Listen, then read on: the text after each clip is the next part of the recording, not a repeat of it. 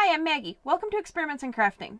A couple of weeks ago, I posted a video about the Lion Brand Mandala Baby yarn, and a couple of people have asked some questions about that and have asked to see it worked up, and I made this Rainy Days Shawl by Rachy Newin Designs. Since this pattern was designed to work up with gradient yarn, I decided to use the Mandala Baby. Mandala Baby is really like a low-cost alternative to like an indie dyed gradient. Because it's a color-changing yarn and they've made some attempt to have some sections that have gradient, I just thought it would be good to see how it worked up with this shawl.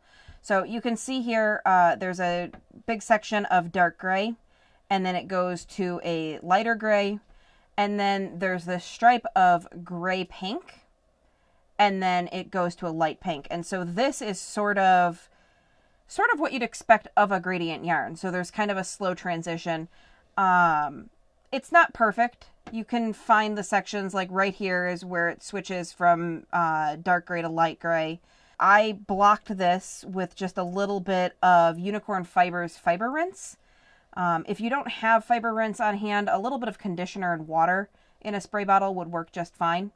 One of the things that several people have mentioned are the speckles or splotches that you see throughout this yarn.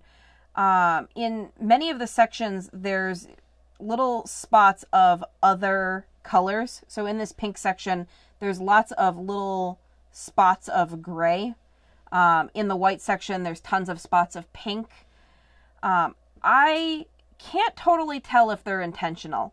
I suspect that they're either overspray from the dyeing process, or they wrapped the yarn while it was still damp and it's transfer.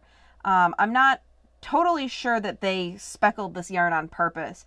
But that being said, I don't think I mind the speckles. I think that they just are pretty evenly distributed. I don't have any spots where I have a ton of them and then none for a really large section.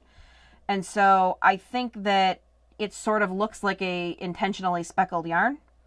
It is something to be aware of.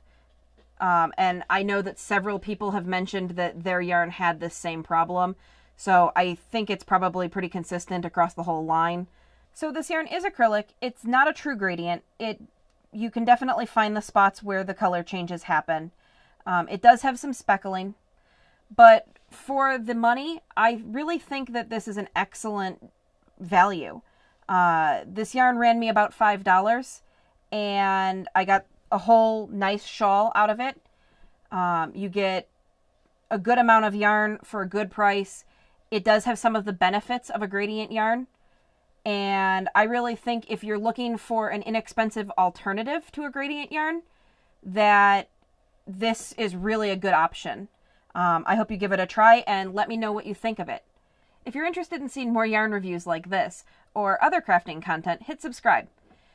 If you want to see some behind the scenes photos or pictures of my works in progress or finished objects, follow me on Instagram at Experiments in Crafting. Thanks for watching.